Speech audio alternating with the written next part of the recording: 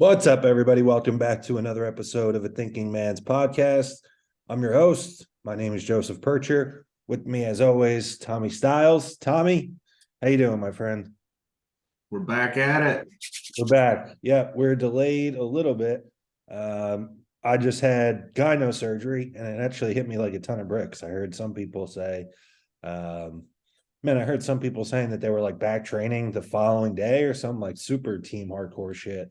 That was not my experience. This guy must have gone in and done something, done some bad news to my chest because it fucked me up. But nevertheless, we said that we would be putting one out a week. Tommy is a big reason why we're sticking to that this week. I was ready to say fuck it and move on to next week, but here we are. And I think that we're going to be talking about something that's I think a big interest to the audience, but then also probably if I could speak for both of us, probably our favorite topic to talk about in the realm of bodybuilding. And even being your co-host, Tommy, I'm looking forward to hearing your takes on what we're going to be talking about. So we're going to be talking about training philosophies, programs, however you want to word it. And really the first one, I want to kick it to you, Tommy. And you've alluded to it a couple times here. We've talked training quite a bit on the show. And there's been a couple of times that you've alluded to your experience with that or your allegiance with it. But as far as training plans, let's talk DC training. It's there's a lot of kind of allure and kind of a mystique around DC training. And there's a ton of misinformation around DC training. And you have been fortunate enough to be close with Dante, straight to the source. Obviously came up under Dusty, who was kind of like anointed under Dante. So no one's had kind of a better look at what DC training should and can be. So I'd like to hear your experience with it because I've done it too. And then we'll kind of talk through some of the other training programs. But I'd like to hear your experience with it, and then how much of it has stuck with you as a coach. Like how much of it do you use with all the clients that you have now? Yeah. DC stands for Doggcrapp training. So anybody who doesn't know, Dante Trudell, the owner of True Nutrition, he kind of first came on the scene back in the early 2000s, probably earlier than that, but on the Intense Muscle forum boards. This is before social media. I actually was not on Intense Muscle. I found the threads that everybody talks about, and I have them and I've read them, all the way through. But I came into bodybuilding a little later than those were around, probably still before Instagram, but not when it was purely just message boards. So Doggcrapp was his handle on there. And it's spelled uniquely. So it's 2 G's and 2 P's, Doggcrapp spelled that way. And this training method is definitely it's an advanced method. I wouldn't start somebody brand new to lifting out with it, not for a beginner.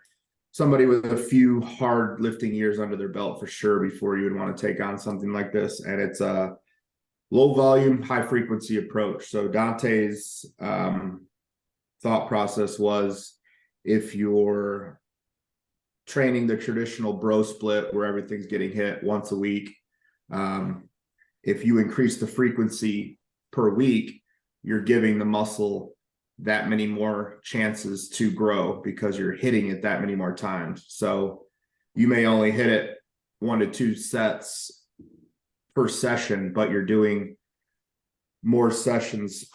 He's kind of the originator of push-pull legs. That kind of started with DC and it's evolved.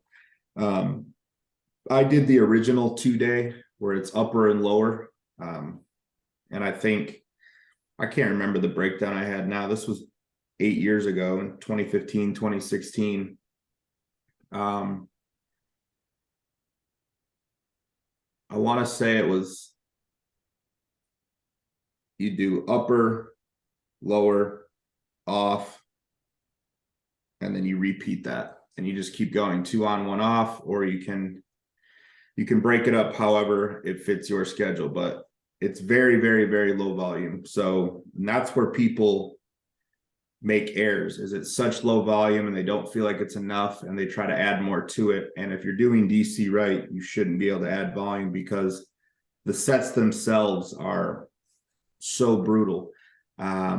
Rest pause is a big intensifier used in DC.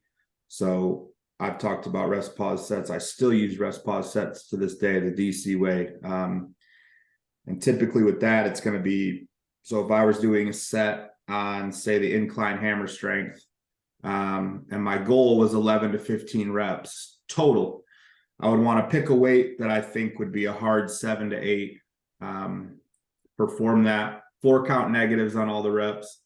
And then once I hit failure, I rest for 15 breaths. So actually counting your breaths. So it should be somewhere between 35 and 40 seconds. And then I go again. And in a perfect world, your rep total is probably going to be half of what it was the first time. So say I get 8, second round, I get 4. I'm going to do the same thing with the rest and the breathing, 15 breaths again. And then in a perfect world, I'm looking for 1 to 2. So total reps, I got, 13 to 15, 14. And I would either keep that load and aim to hit all 15 reps the next time out, or maybe I could take a small load jump. And then there's an intensifier added to those straight reps. After the third set, you rack it, you take about 10 breaths this next time, and then you would perform a static hold. So your training partner would help you to the top, let that weight down about 4 inches, 5 inches, 6 inches till you have tension across the chest, and then just try to fight. Don't let the weight crash. Your training partner's kind of there with you. You're just really exhausting the muscle in any way possible. And that's one set. And if you do one set properly with DC, you will be full pump and you'll be trashed. There's not much to it. So rest pause is big with the chest movements, the pressing. Flies is traditionally like a higher rep count. So say a set of 20 with 2 count hold and the stretch and the contraction. Back training, very low volume, usually 1 width movement, 1 thickness movement, and that's it. Arm work, direct arm work is going to be higher reps, and still with the low volume approach. Shoulders is going to follow a similar approach to chest with the rest pause sets for the pressing. How was the split? So when you did it, how was it grouped together? Because I've seen different things and I didn't follow it like textbook traditionally. I kind of just stole some pieces from it. So when you did it, what were you grouping together? Oh, it was upper, lower, and then repeat, and so was it all the upper days are the same, or is there upper A, B, C? Yeah, there's 2 rotations of each: upper A, upper B, lower, lower A. I know biceps is always paired with legs. Okay. And everything else upper is together. That's the 2-day. And then when you graduate to the 3-day, when you need some more hypertrophy. So that's where the push-pull legs came into play.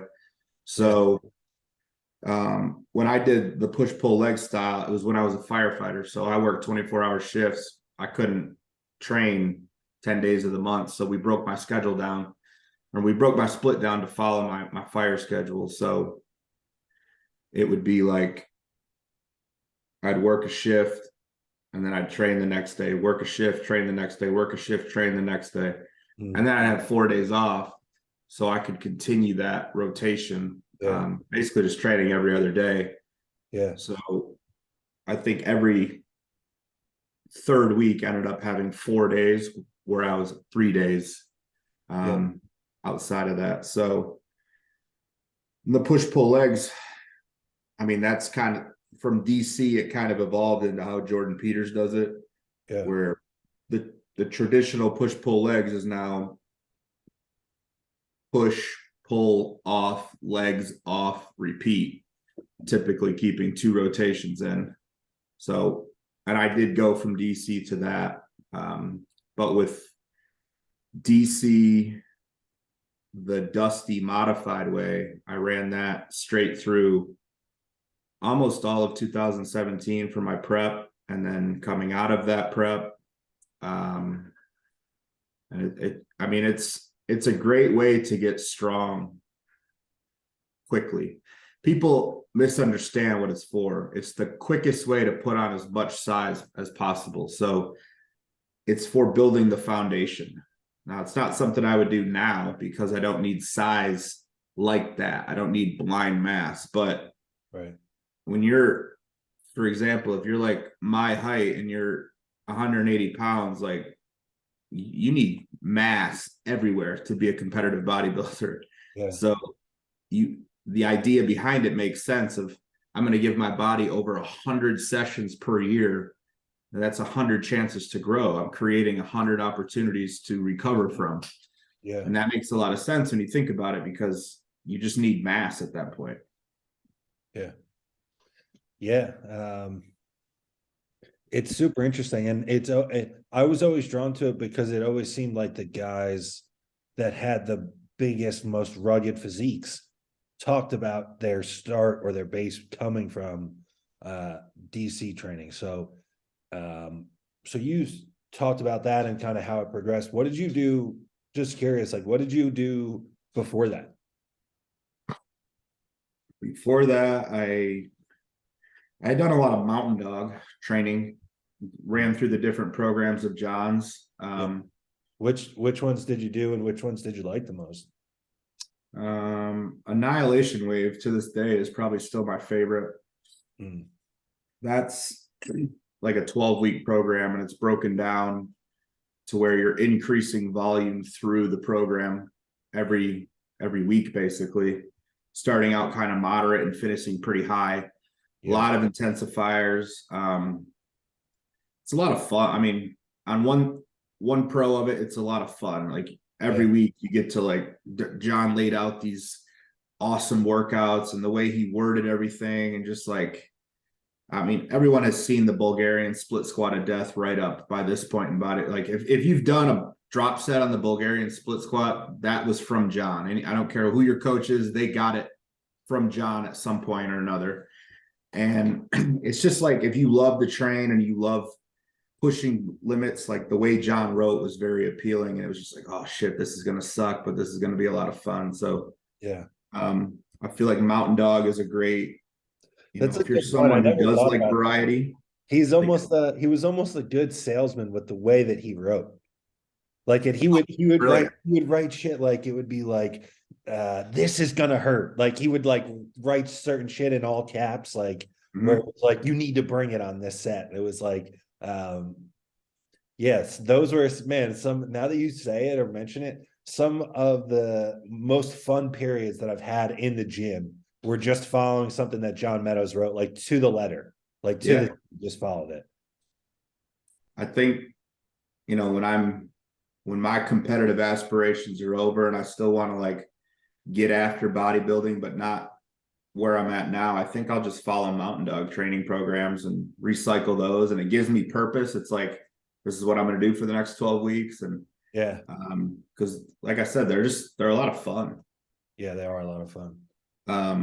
But they're built on progression too. I mean, they're not as much focused on log booking and beating lifts or anything like that, but you are focusing on getting better and getting stronger and doing more than you did last time if you're following the program. So there was some I didn't like. There was some that he, did different like RPE scales and stuff. And I've never been good with that stuff, but the ones that were more closely related to how I trained with Dusty and how I train now, like I loved. I mean, I've even pulled principles from John's like Annihilation Wave and put it in my training today. Like what? It's, brilliant minds like that. They have something to offer. Same with Dante. Like, I still use DC rest pause sets in today's, breakdowns. And I still, Dante's the original OG of like biomechanics. He just didn't, he came along at a time when no one was monetizing it or talking about it. Right. And which now is hilarious which is hilarious because he's fucking big. And a lot of the guys that talk science or biomechanics online catch heat because they don't look the part, Mhm. whereas he's big as hell. Yeah, and that's kind of like what his selling point was. He's like, I'm a scrawny, tall guy who wasn't getting the results doing the traditional high volume bro split approach.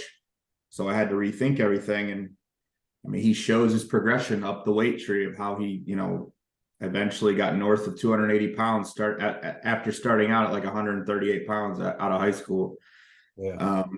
And he really got me to understand, and then Dusty obviously too, like what true intensity is with training. Like, and that's, led me to how I run my business and how I critique training videos. And I mean, just as well as I do, like when you see someone's video, 9 times out of 10, you're just telling them that they had more in the tank. And I mean, it's not even about form at that point. It's about pure intensity. Yeah. Getting people to understand, like, the human body is capable of taking things to the brink of damn near death. And that's how you have to train if your goal is putting on, obscene amounts of muscle tissue. And that was Dante's claim, is like, guys are jumping weight classes running DC. And some of the guys, I mean, John Ward, Steve Kuklo, Justin Harris, like big fucking dudes, not small guys. Cedric McMillan, he talked about him after he passed. When Cedric took a leap in overall muscularity, it was having worked with Dante back in like 09, I think. So it's interesting to hear, guys that were typically high volume all their life have sought Dante out over the years, and he's led them down the path of the low volume, high frequency, high intensity approach, and it's changed physiques. What's interesting about that story with Cedric is that I think one of the common critiques of DC training, one that I felt myself, was that the arm volume was not enough, or that the arm work is not enough, and it felt like it left room for more for somebody that didn't just genetically have exceptional arms.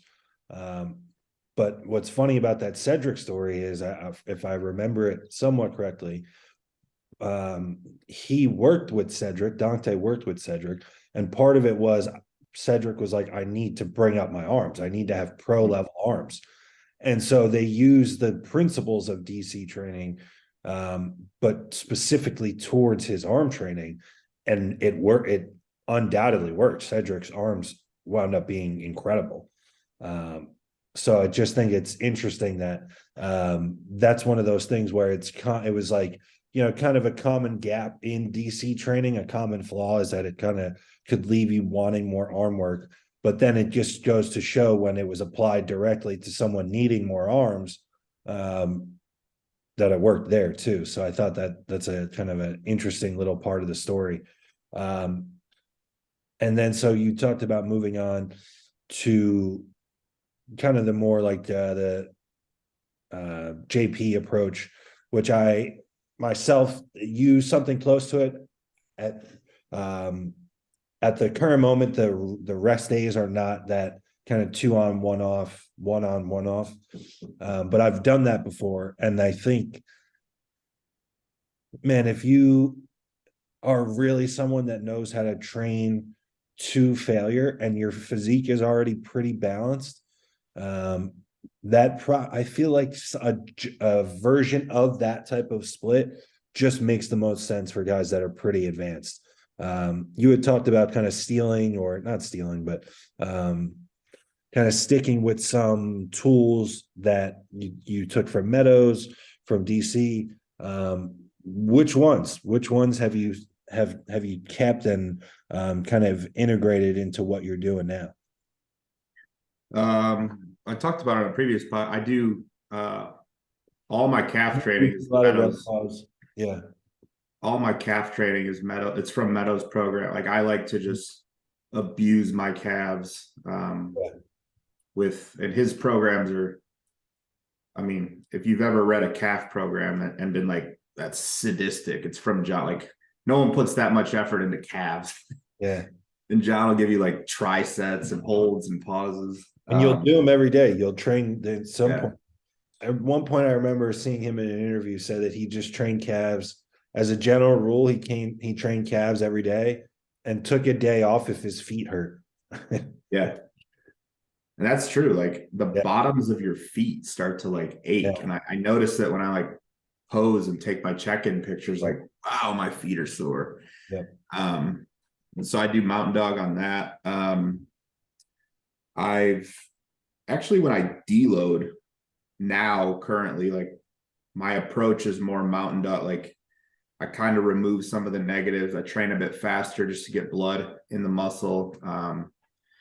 So I would say I go to more of them. I've done straight Mountain Dog workouts as part of my deload week. I just pick one. I'm like, I'm not going to fail on anything. Just keep get in, get out, and end up having good sessions. And I still feel I'm progressing, even though I'm taking a step back from progressive training.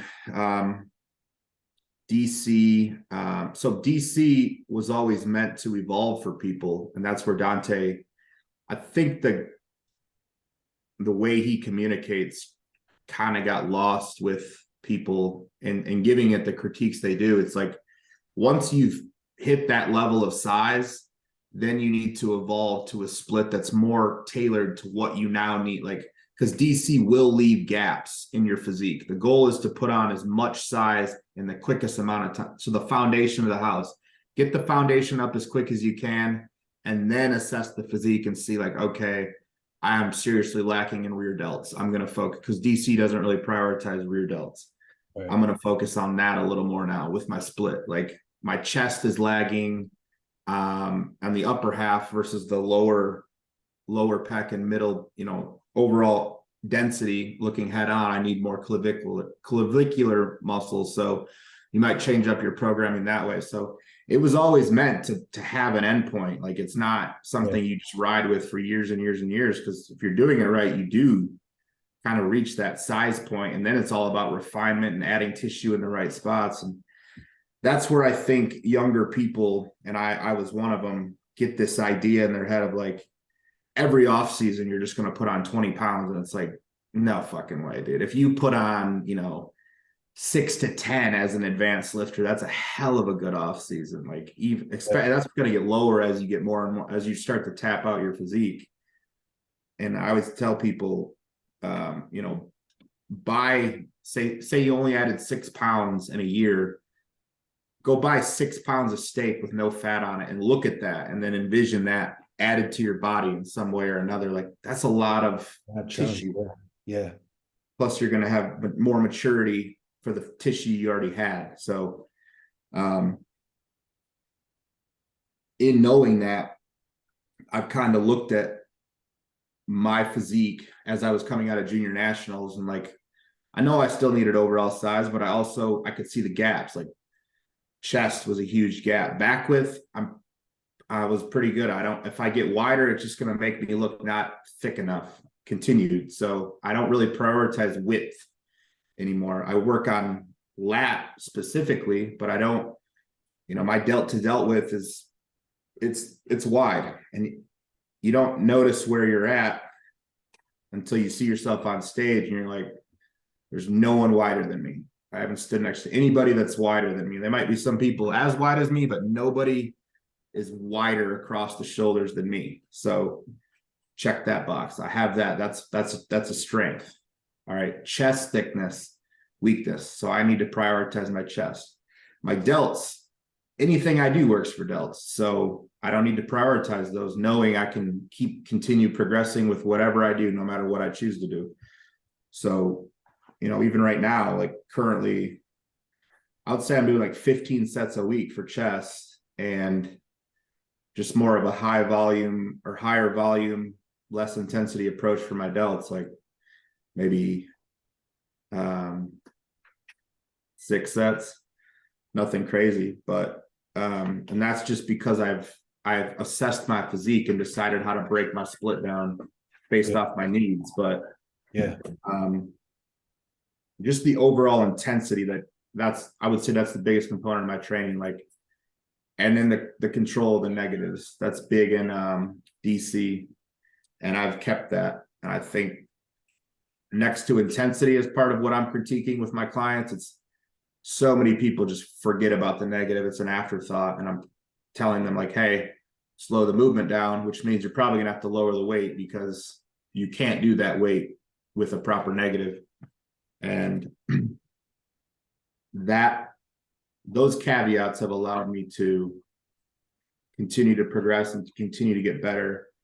And I've even lowered my loads a lot. Like my DC strength isn't where I currently sit. And that's because I don't necessarily need all of that strength that I developed to make progress as a bodybuilder. I could have kept going. I've talked about this before. Like, at what point am I just chasing the movement progression versus the progression as a bodybuilder? 600-pound stiff leg might be something that looks really good on paper, and I really want to hit those numbers for my own ego. But yeah, is my posterior actually getting better right. going that way, or is it probably giving up quite a bit of progression? But I'm just chasing the number at that point, and then risking an injury that will set you back and assure that your posterior doesn't improve. And that's where I got caught into, and not to knock him, because I think Jordan Peters is one of the most brilliant minds in training, and I love watching him train.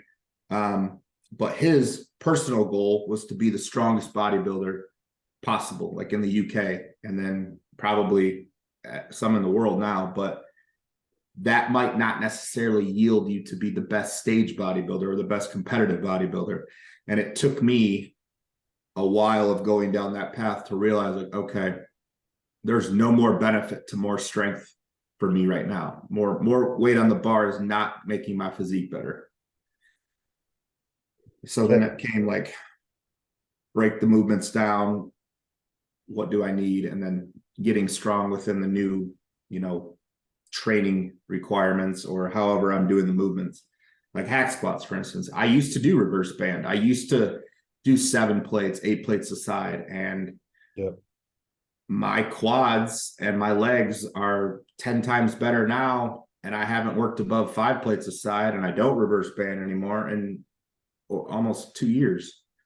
So I just think you have to constantly be willing to audit and evolve with your training to make progression. And that's why after enough years in the game, and you're probably the same, like, you can't commit to anything wholeheartedly, absolutely, because you'll end up potentially limiting yourself and being detrimental to yourself if you're like, nope, I only do this style of training, fuck everything else, I don't want to hear about it, this is all I do. And it's like, well, that might work for a period of time until it doesn't.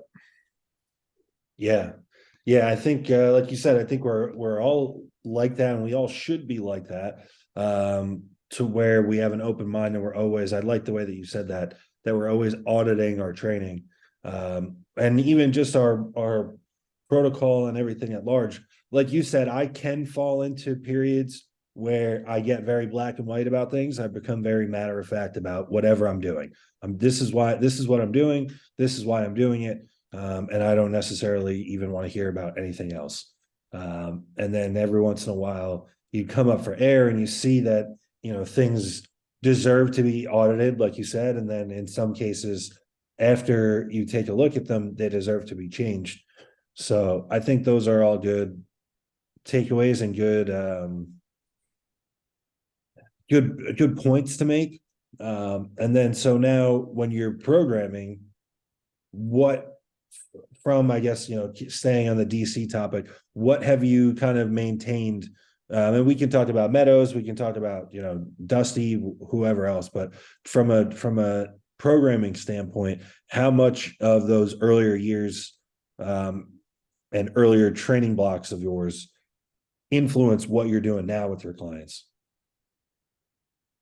A lot. Like, I think about the progression that stuff gave me mentally too, because I just think you have to learn how to be intense. And I definitely got that, with Dusty, both working with him online, and then it completely escalated when we trained together every day for a year. So, the stuff with for the rear delts, the swings, the 40 and 50 and 60 rep sets on those, like, that stuff just hurts. And I guess my biggest issue with some of the higher followed accounts now that talk about biomechanics and certain things. It's not that I don't think they have a place, but it's just they're promoting biomechanics over actual effort. And I notice the power of influence now, especially with social media. And influence for me was like Dusty, was John Meadows, was Dante in DC, was all the guys that I knew that ran through DC. And I was like, Justin Harris, because I'm from Michigan, Justin Harris and Steve Kuklo are big names to me. Like, they have pictures at some of the gyms I was training in. And I was like, Yeah. man, these guys did this and got really big. I want to be really big. I should do that. You have a different way of thinking now with, like, in the Chris Bumstead era. So I'm not knocking any one style of training, but I just don't think overall training intensity and effort is as prioritized as it might have been 10 years ago and beyond, to where you and I were influenced. It was like, I mean, I know coming up, it was like, I want to do the hardest shit. Like, all I want to do is do hard shit, like almost to the point of like being a meathead, but Sure. also Yeah. just loving to train hard. Yeah. I try to incorporate movements that will, depending on the client, wherever their background is, but I try to give them a program that's going to like bring that other person out of them, because I've had to talk to several people along the way that I work with, like, hey, this is great if you're just looking for overall health and just to keep your body moving and age well. Sure. But if you're coming to me for bodybuilding purposes, and even if you don't want to step on stage, but your goal is to put on muscle, like, the training intensity and the stimulus you're giving your body absolutely matters. And you have to be able to pull that other person out of you. So giving them, like a John Meadows, like you were saying, like, it's almost exciting reading John's breakdown. I've found myself, like, I type like that. Like, I say things like, this set will make you want to punch someone. Like, I say things like that just because I want to almost like set them up to be like, oh, this will be the hardest thing I do all week. Yeah. So I think, just overall intensity is the one thing I've taken from everybody combined, is just even in the differences of everybody that I mentioned, like, they all have one thing in common, is always intensity and knowing how to take a working set to proper failure. Yeah. Even all the guys we've brought on this show, like Ron Partlow never used a logbook, but he just trained hard and heavy for years and years and years. And the law of repetition stacks up. And Yep. I think, the younger lifters today, I don't think anybody has the patience or the desire to follow DC. I don't think one person I work with could actually let me take them through a DC as I was taken through it, and put it like, I was gaining a pound a day for like 3 weeks at one point. Wouldn't you say too, though? I mean, we see it firsthand, and we help these different people. We're in different gyms with a younger demographic. I feel like the biggest limiting factor for your average 21-year-old is that they just do not train with the intensity or the effort near failure that they would even get enough out of DC. Like, Right. I don't think that there's enough programmed to make up for a lack of intensity. You throw 4 working sets at somebody, that's going to be enough a lot of times to just make up for a lack of execution or intensity. And especially like on a weak body part. But you give someone one working set, and it's, even if it's a rest pause, you could half-ass your way through it for sure. I've seen people do it. So you're saying like it's like patience and all that, but I just think, like, to your point, thinking about the idea of bringing someone, a younger client now, through proper DC training, I just think, unless it's someone that just inherently has that, like, I'm sure, like we've talked about it, we get clients now that just have that switch and don't need to be taught it. Those people, you could bring them through DC. But a lot of these people, like, if you have people that you had to message back and say, hey, you had 4 more, that still looks like a warm-up, those are the people that, especially as a remote coach, it would almost be a waste of time. Yeah. No, it requires effort. I have a lot of, younger people from different states that I'm I just require training videos from, and it might look like I'm just an asshole because my feedback is always like, do this, do this, do this, do this. Like, I don't really give you any praise when all I have to do is fix things. But that's me telling you, like, there's so much more left on the table if you learn this now. Yeah. And you know, to your point about the lack of patience, I think it has to do with, it's a cultural thing. Like, I think what is our attention span? They say 6 seconds now, like about 6 to 8 seconds of how long we can focus on something because of social media and Wow. scrolling and all that. Like, how do you get someone to tap into a 1 minute work set? Like, Wow. so, you know, a Bro, 21 year old used to I be, look around gyms, depending on where you train, you can't get people to put their phone down for a 30-second set. There's people that I see that do fucking seated extensions, and the entire time they're scrolling and looking down at their phone. It's unbelievable. yeah, no, there's complexes with these phones, and I've noticed it myself. You know, Oh, I'm completely addicted to it, but I enjoy training enough to where I'm like, this phone is not going to rob me of this next minute of torture. Like, right. Oh yeah, yeah. That part's, you know, that goes without saying, but it is, I think that's why it's hard to get, like, if I tell someone, you know, to do a widowmaker, mm, and that's another thing. Like, I remember Dante's write-ups on the forums, reading them. And you know, this is a 24, 25-year-old Tommy just like reading this forum between grown men who I don't really know, but yeah, it happened like almost 20 years ago, and I'm reading everybody's comments, and the way it was like posted was like a thread where this guy was under this guy, and it just keeps going. Like, I have no idea who these people are because I wasn't there, but I just know the handles. So I like memorize the handles. And Dante's description of a widowmaker, which for anybody listening is a 20 rep set, is, you know, get to like that 10 to 12 rep mark, take a few breaths, pump out one or two more, few breaths. And he's giving like these, like an Academy Award description of how you should be feeling leading up to it. And then reps like 18, 19, and 20, he labels as like life, death, rigor mortis. And it's like, man, dude, like even right now, I'm like, fuck, I can't wait to train tomorrow. yeah. That type of intensity and all out effort is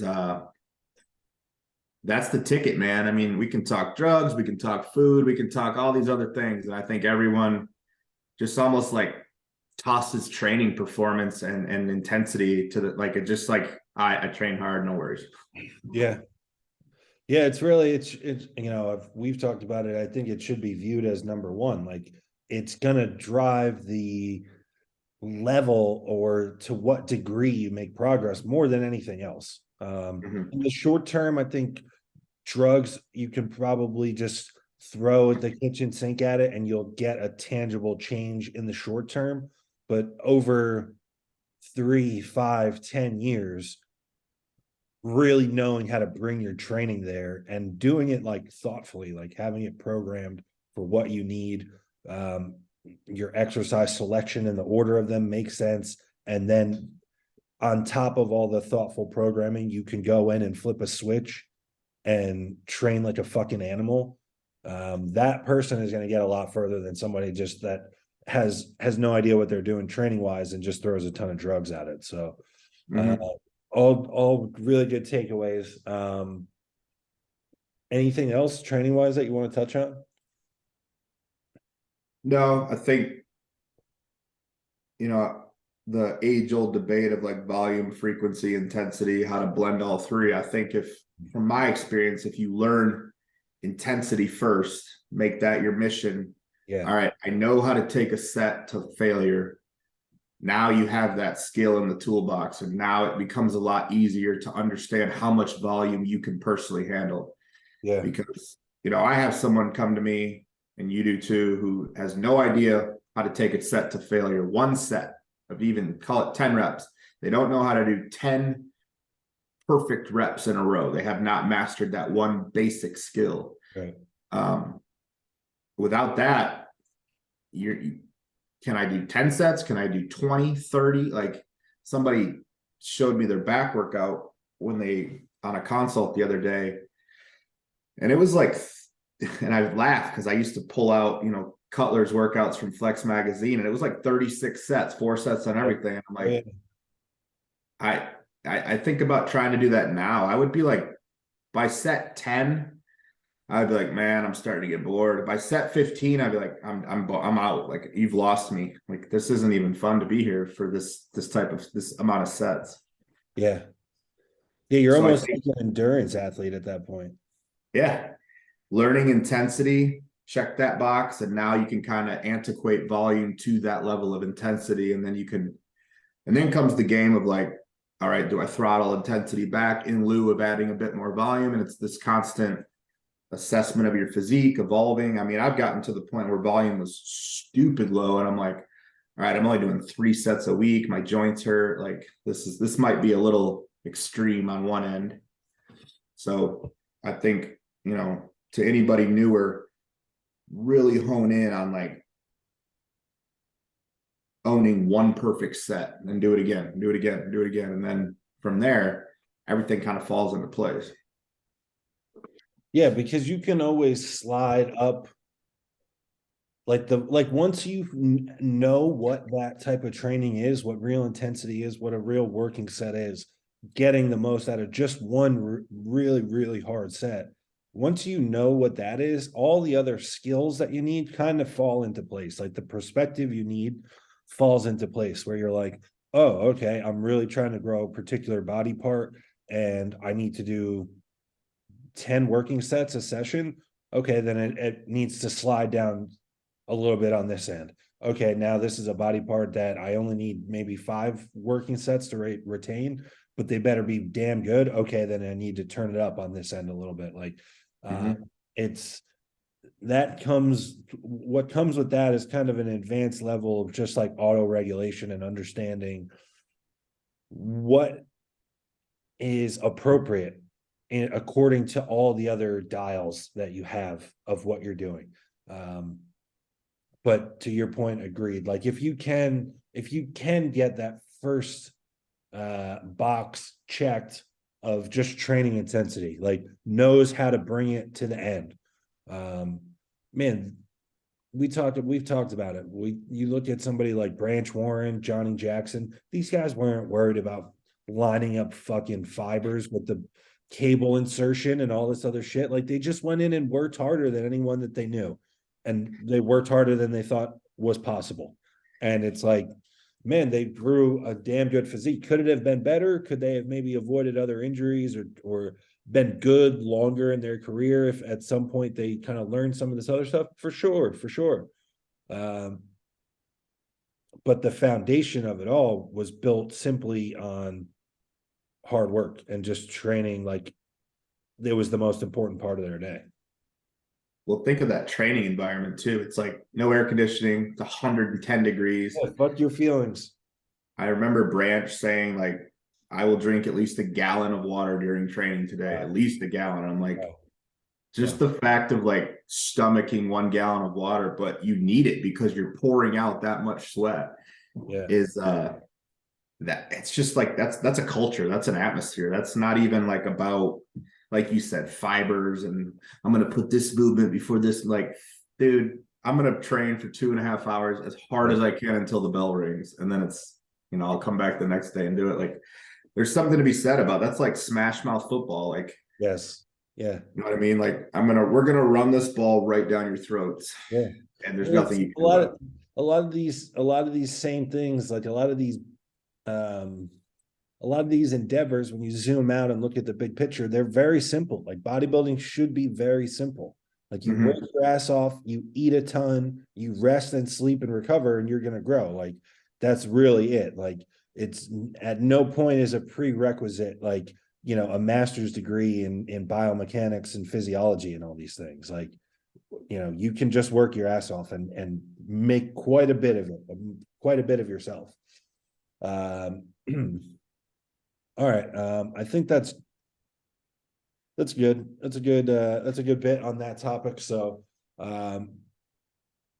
want to plug the Facebook group. Tommy and I have been in there a little bit. So check us out. We have a private Facebook group where we use it to kind of further the discussions that we have. You do need to kind of like apply, I guess you would say apply or Yeah, it's a serious process. But yeah, it's check us out if you're someone that consistently listens. We're like 45 minutes in, so if you're still listening to this episode and you're not in the Facebook group, what the hell are you doing? You need to get in there. Yeah. Tommy and I both have the online coaching. All the links for that stuff are below. Anything else, Tommy? No, I mean, anybody that's still here,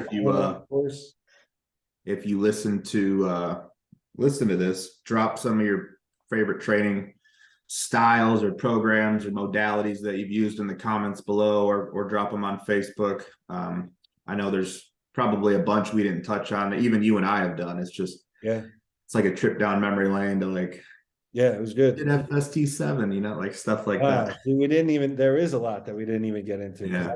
I did that. I did German volume training for a bit. Yeah. It's all coming to me now. We'll have to come back to this. But yeah, let us know in the comments below. Thanks to everybody that continues to listen. Thanks for the patience, being that we're late with this one. So for Tommy Stiles, I'm Joseph PIRCHER. This was a Thinking Man's podcast. And until next time, guys, we are out.